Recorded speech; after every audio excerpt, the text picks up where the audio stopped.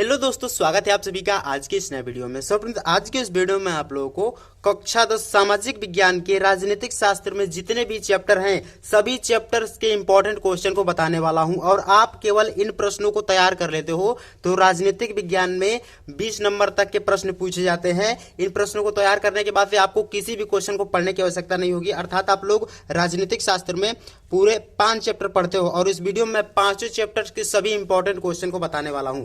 तो चलिए शुरू करते हैं आज का वीडियो और मैं आपको बताऊंगा भी कि इसका आंसर कहां मिलेगा आप लोगों को। देखिए यहाँ पे लिखा गया है लोकतांत्रिक राजनीति, डेमोक्रेटिक पॉलिटिक्स, मतलब इसके सभी इंपॉर्टेंट क्वेश्चन आपको बताने वाला हूं। तो इसमें चैप्टर नंबर 1 है सत्ता की साझेदारी और ये मोस्ट इंपॉर्टेंट प्रश्न है। इससे ऑब्जेक्टिव क्वेश्चन और लॉन्ग क्वेश्चन पूछे जाते हैं। इस वीडियो में आप लोग को सभी के लॉन्ग क्वेश्चन को बता दूंगा, उसके साथ साथ आपका ऑब्जेक्टिव भी तैयार हो जाएगा। देखिए इसके 5 क्वेश्चन है और 5 क्वेश्चन को मैं बता रहा हूं, जिसमें पहला क्वेश्चन है सत्ता की साझेदारी से आप क्या समझते हैं। इसे अच्छे से एक क्वेश्चन को नोट कर लीजिए और मैं आपको भी बता रहा हूं कि इसका आंसर आपको कहां मिलेगा। ठीक है, तो पहला क्वेश्चन आप लोग अच्छे से तैयार कर लीजिए। उसी तरह दूसरा दिया गया कि बेल्जियम में सत्ता की साझेदारी क्यों अपनाई, मतलब कि बेल्जियम जो था उसमें सत्ता की साझेदारी क्यों अपनाई गई, हम लोग को बताना है। ठीक है, चलिए नेक्स्ट क्वेश्चन देखते हैं। क्वेश्चन नंबर 3 दिया गया है श्रीलंका में सत्ता की साझेदारी की समस्या का वर्णन कीजिए, मतलब कि श्रीलंका में सत्ता की साझेदारी की क्या समस्या थी इसका वर्णन करना है। और ये 4 नंबर और 6 नंबर के क्वेश्चन है, मतलब कि जो आपके लॉन्ग क्वेश्चन पूछे जाते हैं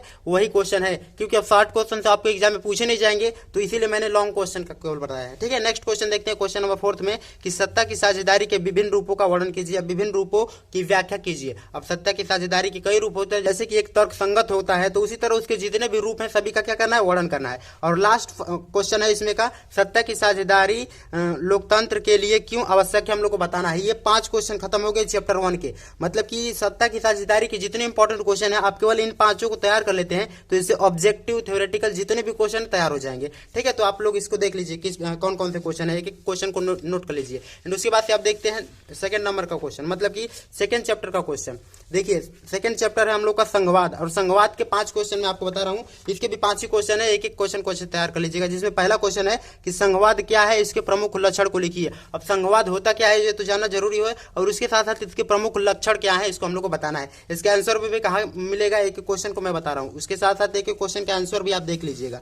देखिए एंड दूसरी तरफ क्वेश्चन नंबर 2 में दिया गया कि भारत में संघीय व्यवस्था अपनाने के क्या कारण है। अब वैसे तो आपका एग्जाम आने वाला है तो अब तक तो आप लोगों ने सभी का नोट्स बना ही लिया होगा, तो आप नोट्स में से अपने देख सकते हैं या मैं आपको बता रहा हूं कि कहां इसका नोट्स मिलेगा, मैंने ऑलरेडी अपलोड कर दिया है। एंड उसी तरह से देखिए क्वेश्चन नंबर 3 में दिया गया है कि भारत में संघवाद को मजबूत करने के उपाय लिखिए। और भारत में संघवाद को मजबूत करने के क्या क्या उपाय हैं हम लोग को बताना है। ठीक है, नेक्स्ट क्वेश्चन नंबर 4 में दिया गया है पंचायती राज व्यवस्था संघवाद को कैसे मजबूत बनाती है। अब पंचायती राज व्यवस्था होती क्या है, ये सभी चीजों को आपका वर्णन करना है। ठीक है, next question number last question है चैप्टर 2 का, और इसमें हम लोग को दिया गया 5 वाले में कि संघीय और एकात्मक सरकार में अंतर लिखिए। जो संघीय और एकात्मक सरकार होता है इसमें अंतर क्या होता है हम लोग को बताना है। तो इस चैप्टर 2 के जितने क्वेश्चन थे 5 क्वेश्चन सभी को मैंने बता दिया, तो इसे नोट कर लीजिए एक एक क्वेश्चन को अच्छे से और उसके साथ साथ एक एक क्वेश्चन को अच्छे तैयार कर लीजिएगा। नेक्स्ट चैप्टर है चैप्टर नंबर 3 और इसके इंपॉर्टेंट क्वेश्चन देखिए ये क्या है चैप्टर 3 में, जाति धर्म और लैंगिक मसले।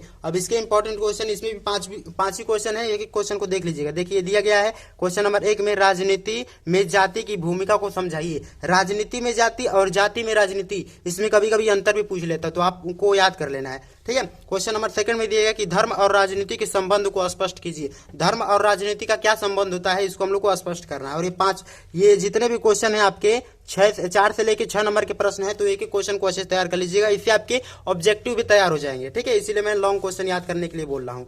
नेक्स्ट क्वेश्चन नंबर 3 में दिया गया है कि लैंगिक असमानता से आप क्या समझते हैं, हम लोग को बताना है कि लैंगिक असमानता क्या होती है। तो आदमी और महिला में जो भेदभाव होता है कि आदमी जो होता है वो घर का काम नहीं करता है, घर के अंदर का काम, और महिला जो होती है वो बाहर का काम नहीं करती है। तो सेम यही लैंगिक मसले से आप क्या समझते हैं, लैंगिक असमानता से। ठीक है, नेक्स्ट क्वेश्चन नंबर 4 में दिया गया कि राजनीति में महिलाओं की भागीदारी कम क्यों है, हम लोग को बताना है। महिलाओं की भागीदारी राजनीति में कम क्यों है ये हम लोग को बताना है, ये भारत की स्थिति है। ठीक है, एंड उसी प्रकार से क्वेश्चन नंबर 5 में दिया गया है कि जाति आधारित राजनीति के सकारात्मक और नकारात्मक प्रभाव लिखिए।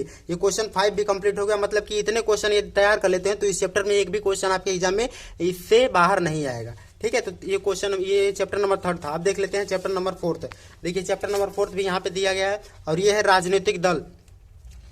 और इसमें पहला क्वेश्चन दिया गया है राजनीतिक दल क्या है, इसके उनके कार्य लिखिए। राजनीतिक दल होता क्या है, इनके क्या क्या से कार्य हैं, हम लोग को बताना है। ठीक है, next question, question number second में दिया गया है कि एक दलीय व बहुदलीय प्रणाली में अंतर लिखिए। एक दलीय प्रणाली क्या होती है और बहुदलीय प्रणाली क्या होती है। Next question, question number third में दिया गया कि भारत में राजनीतिक दल प्रणाली की विशेषता लिखिए। भारत में विभिन्न राजनीतिक दल है, मतलब अलग अलग राजनीतिक दल हैं, तो उनकी विशेषता क्या है, हम लोग को बताना है। नेक्स्ट क्वेश्चन है क्वेश्चन नंबर फोर्थ में कि राजनीतिक दलों के सामने आने वाली समस्याओं को लिखिए।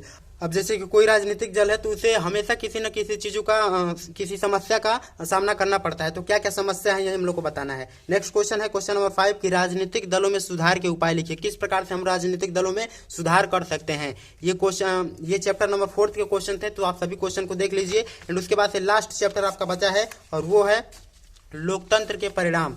इसको भी आप लोग अच्छे से तैयार कर लीजिएगा, इससे भी आपके ऑब्जेक्टिव और लॉन्ग क्वेश्चन पूछे जाते हैं। देखिए इसमें पहला क्वेश्चन दिया है कि लोकतंत्र क्या है। लोकतंत्र आप लोग को पता ही होगा कि लोकतंत्र होता क्या है। एक अब्राहम लिंकन ने एक परिभाषा दिया है कि जनता का जनता द्वारा जनता के लिए शासन ही लोकतंत्र कहलाता है। ठीक है, एंड उसी तरह से देखिए दिया गया क्वेश्चन नंबर सेकंड में लोकतंत्र उत्तरदायी सरकार कैसे प्रदान करता है। लोकतंत्र उत्तरदायी सरकार कैसे प्रदान करता है, हम लोग को बताना है, लिखना है। ठीक है, next question, question number third में दिया गया है कि लोकतंत्र आर्थिक विकास में सहायक कैसे सहायक है। लोकतंत्र जो है आर्थिक विकास में किस प्रकार से सहायक है, हम लोग को लिखना है। ठीक है, उसी तरह क्वेश्चन नंबर 4 में दिया गया है लोकतंत्र सामाजिक विविधता को कैसे संभालता है। जो सामाजिक विविधता होती है उसको कैसे संभालता है लोकतंत्र। और इसी तरह लोकतंत्र की सीमाओं को लिखिए। ये हो गए आपके पूरे चैप्टर 5 तक के सभी क्वेश्चन खत्म। मतलब कि आपको मैंने जितना भी क्वेश्चन बताया, आप एक एक क्वेश्चन को अच्छे से तैयार कर लेते हो तो राजनीतिक शास्त्र में इससे ज्यादा एक भी क्वेश्चन नहीं पूछा जाएगा। और अभी स्टडी सेंटर यूट्यूब चैनल को सब्सक्राइब कर लीजिए, यहाँ पे आपको डेली इसी प्रकार की वीडियो मिलती है। ये चैप्टर नंबर 4 का था, एंड उसी तरह से ये चैप्टर नंबर 3 का था, एंड उसी तरह से यहाँ पे देखिए चैप्टर नंबर 2 संघवाद। इसके तो इंपॉर्टेंट क्वेश्चन याद कर लीजिएगा, इसका तो हमेशा पूछा जाता है। और इसके चैप्टर 1 के सत्ता की साझेदारी, इसके एमसीक्यू भी पूछे जाते हैं, एमसीक्यू भी, तो आप लोग इसे सही से तैयार कर लीजिएगा। इन सभी क्वेश्चन को आप लोग पढ़ लेते हैं, तो इसके अलावा एक भी आपके एग्जाम में नहीं पूछा जाएगा। और हाँ, बात करें इन सभी के नोट्स की, मतलब कि इसका क्वेश्चन का आंसर कहाँ मिलेगा, तो मैंने ऑलरेडी अपने टेलीग्राम चैनल का नाम भी यही है अभी स्टडी सेंटर, वहाँ पे मैंने सभी आपके जितने भी सब्जेक्ट हैं सभी सब्जेक्टों के नोट अपलोड कर दिए हैं, एक एक क्वेश्चन वाइज, तो वहाँ पे आप सभी क्वेश्चन को देख सकते हैं। वरना अब तो आपका लास्ट एग्जाम का स्टेज आ गया है, तो आप नहीं, मतलब कि आप लोग तो बना लिए होंगे नोट्स, तो उसी से ही पढ़ ले, काम चल जाएगा। मतलब कि जितने भी क्वेश्चन थे सभी को आप लोग अच्छे से तैयार कर लीजिएगा। तो इसके बावजूद आपको कोई भी किसी प्रकार का डाउट हो तो आप मुझसे कमेंट में पूछ सकते हैं। मिलते हैं नेक्स्ट वीडियो में। धन्यवाद, जय हिंद।